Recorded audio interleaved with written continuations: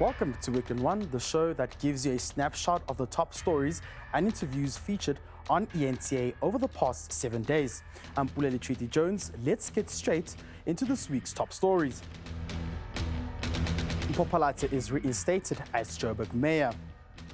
The man charged with one count of murder after 6 decomposed female bodies were found in a Johannesburg building returns to court. Gauteng Education probed the death of a grade 10 pupil at a school in Thokoza. The Newsweek started with this tragic story. The Gauteng Education Department is investigating the death of a grade 10 pupil at a school in Thokoza in the East Rand. 20-year-old Tembeka Ncele was allegedly punished for not doing her homework by being forced by a teacher to run around the school. I filed this report. The pain and frustration of a mother, Lindeni Jack, details how she was notified of a 20-year-old daughter, Tembeka Ncele's death at school. Ifamily ayisiva kabuhlungu. Sifila bad. Kuba umntana uhambe abedlini engenalutho. Sisiya esikolweni njengesiqhelo. Wahamba baba imama yaba yileyo nto wahamba. Uthe yapha exesheni ngobo 9:30. Kwangena ifoni yathi mama kaThembeka. Ngithi ke mina ke ewe mama kaThembeka. Bathi mama siyacela khawuleza ize esikolweni uThembeka uwile. The mother says little did she know this would be the last moment her daughter would breathe on the school premises. She says she doesn't know where they'll get the money to bury their daughter. Izwabhlungu mina into ebendiyicela nantoni na bandincede kuba nje umntana angcwatywe andinalutho kuba ivele isiquphe lento abantwana ingobamba kaSister wami bebefike last year apha kum nendawo bengisithi ngizazama uba ndithi ndibabeka kuyo kuba ngibe nento ezandinceda beningakalungi apha andinalutho nje. Parents say the teacher involved should be suspended as he violated the school's code of conduct. Asazi noma ku-constitution yesikolo le ndlela umntana bepanishwa ngayo apha esikolweni ikhona na emgaqweni siseko wesikolo. Now sifuna utitsha la suspend until further notice. The Gauteng Education MEC says the department can only take action once the probe into the matter is finalized. But what we're going to do in the meantime is also bring in an independent law firm to find out exactly what had happened. That law firm will give us a report. All stakeholders will be interviewed in that report so that they give us a concrete outcome, so that as a department we can then take a decision going forward. The department has promised to assist the affected family with counseling and burial costs. Pule Luchiti Jones, Thokoza, Ekurhuleni. It's a very heartbreaking story. Hopefully the Gauteng Department of Education probes and looks into this matter thoroughly. Now to this, Sfiso Mkwanazi has been positively identified as the man allegedly responsible for the murder of 6 women found dead in a Joburg building. During proceedings, it also came out that the accused was paid a visit by his father in prison, who asked him to confess to the murders. eNCA senior journalist Aviwe Mtila has a story. Sfiso Mkwanazi, the 20-year-old accused of killing at least one of the 6 women discovered at his father's workshop in Johannesburg Central 2 weeks ago. He is making his 3rd appearance at the magistrate's court after an identity parade was finally done last Friday. One of the 6 workers who says she saw Mkwanazi leave with one of the deceased and was part of the identity parade was also in court. I was there when I took Agnes, went there inside. I was number 2 to be called in. Then the number 1 identified the guy. Number 2 was me. I identified the guy. Number 3 identified the guy. Number 4 identified the guy. 5 identified the guy. Only 1 person didn't identify the guy. It wasn't him. She was looking for a sister. She said the guy was not the one. So out of 6, 5 identified the guy. While it was a short court appearance for the accused, the bone of contention was Mkwanazi's father visiting him in prison. The accused is voicing out that he is not happy for the fact that his father visited him with one of the accused in this matter. and his father asked him to confess. I would like the court to, in the accused J7, state that the father of the accused is barred from visiting him until he finalizes the statement about the accused not able. People must understand, even family, they must understand that is something that a person must do freely and voluntarily without any undue influence. The NPA says it will look into the allegations. We are yet to follow up that information as the NPA, but as for the requirements for a confession to be admissible in court, we are clear with that as the NPA.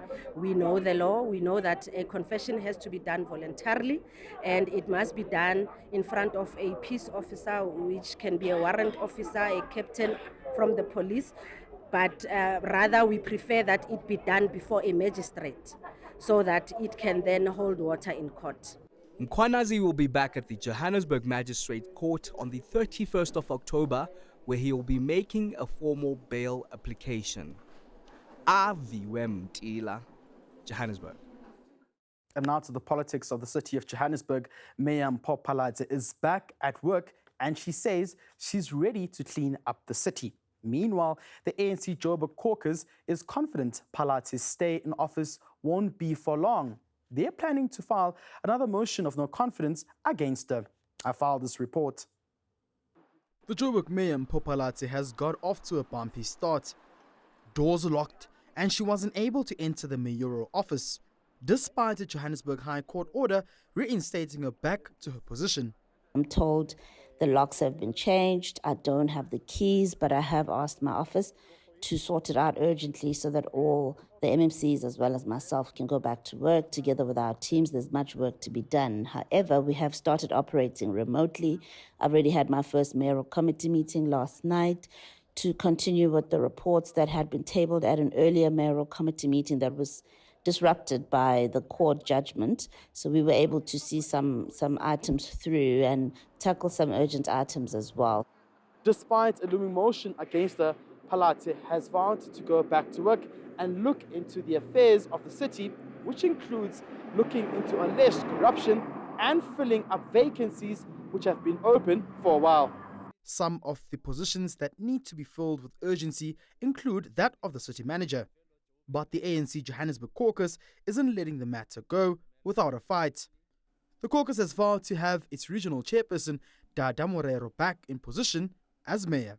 So we are confident that going back as the coalition partners, we're still solid and we still have the required numbers to do anything in council. So we'll await the options given to us.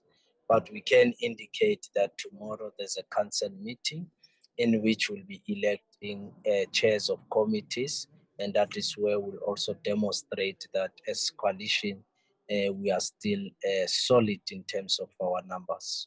The council chambers on Thursday will be a hot political space, with the ANC looking to remove Phalatse from office for a long period this time around. Pule Lichiti Jones in Johannesburg. Stay tuned to Week in One. Now, coming up, we feature some of the interviews done by our anchors as they drive the news agenda forward.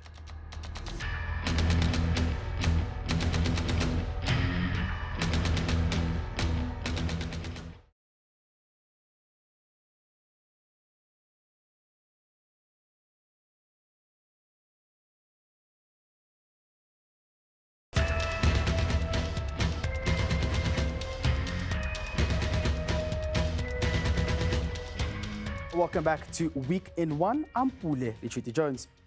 Now, SA Tonight anchor Sally Baudet spoke to Gauteng Premier Panyaza Lesufi about DA Mayor Mpho Phalatse's court victory and the opening of a call centre to help fight the scourge of drug abuse.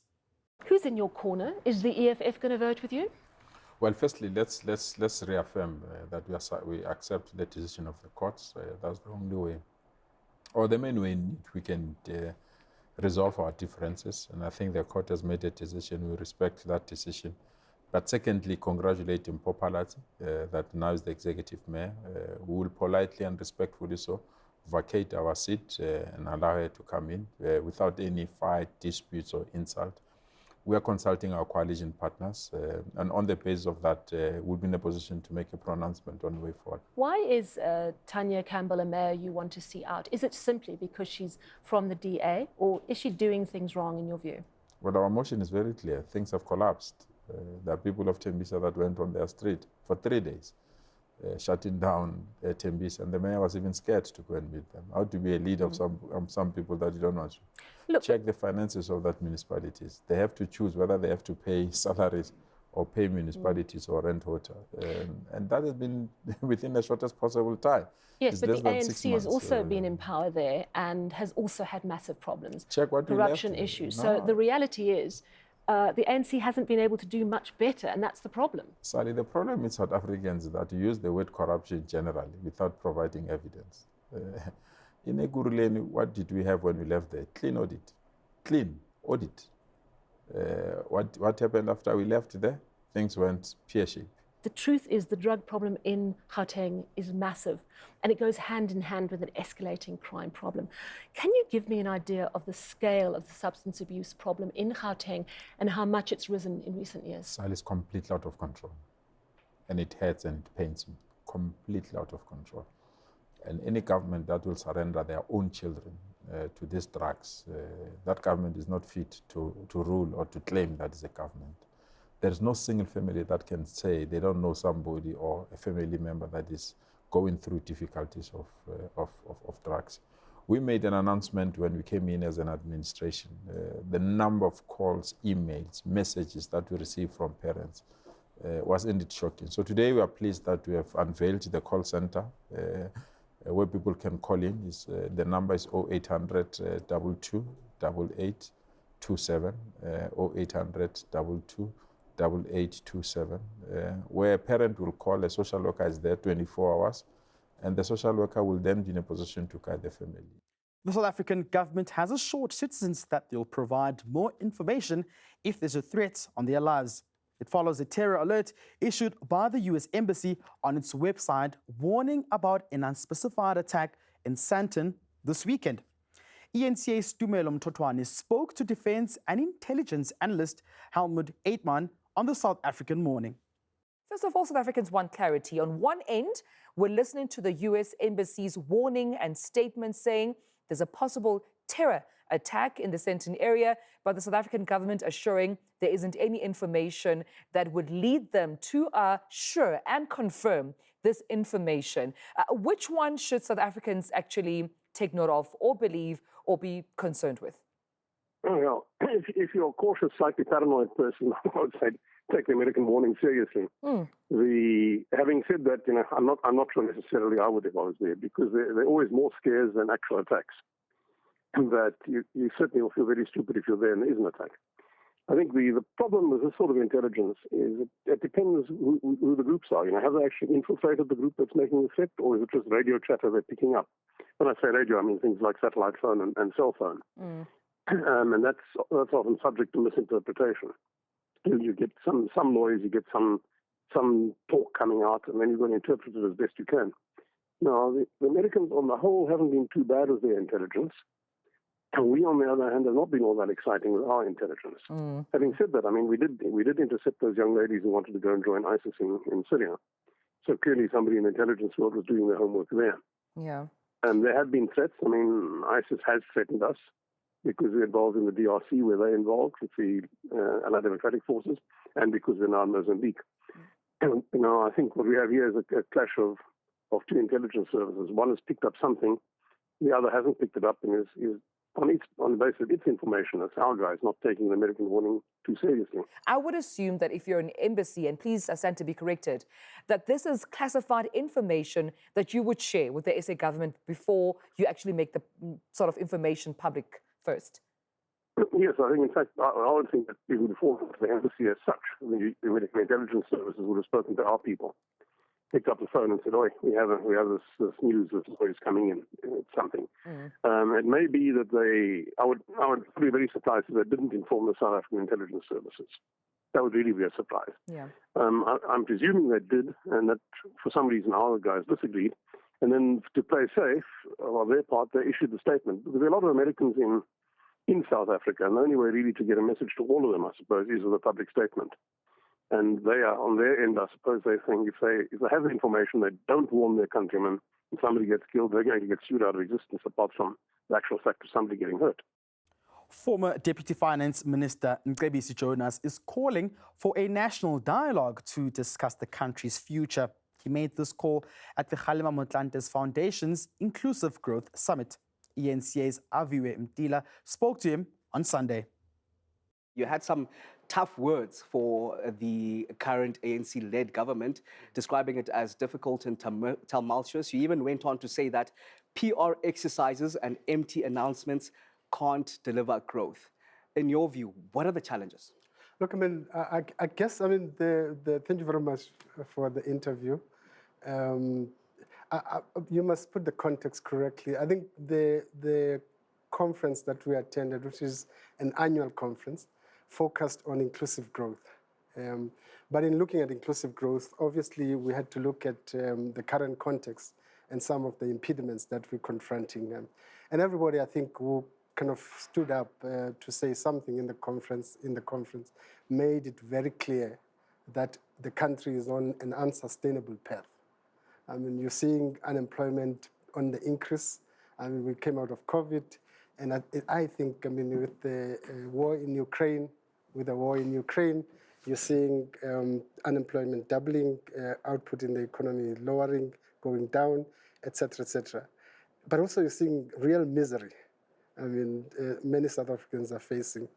Exclusion is on the rise. I mean, generally, I mean, we think that even basic human rights are beginning to be affected. I mean, everybody has the right to a job, everybody has the right to shelter, etc. All of those things that are so fundamental and to the foundation of our democracy seems to be getting eroded. But what solutions came out of this conference? Look, I mean, the couple of things that people said, it's very clear. I think there's no time for tinkering.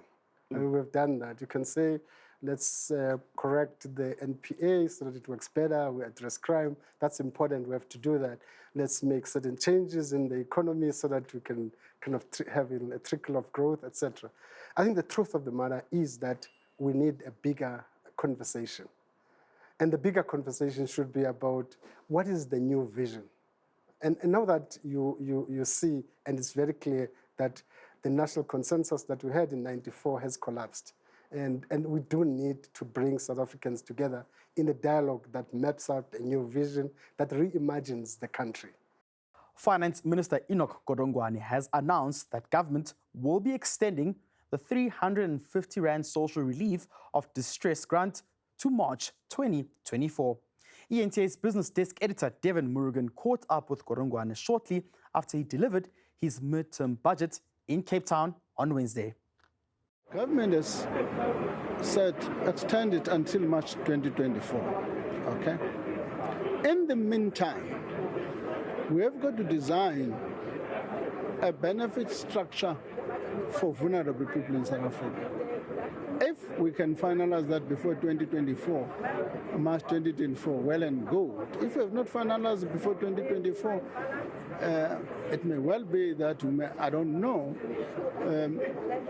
All I've done, if you look at the budget book, I've penciled numbers over the MTF so that I should be on safe ground.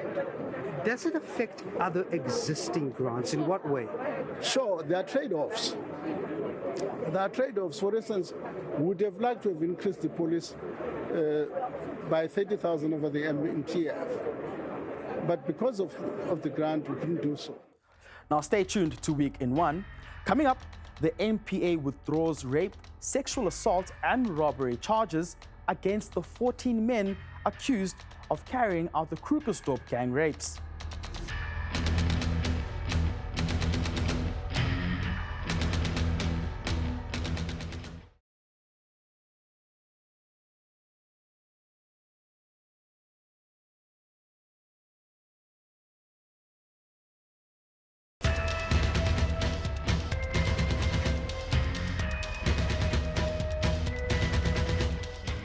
Welcome back. I'm Pule Treaty Jones.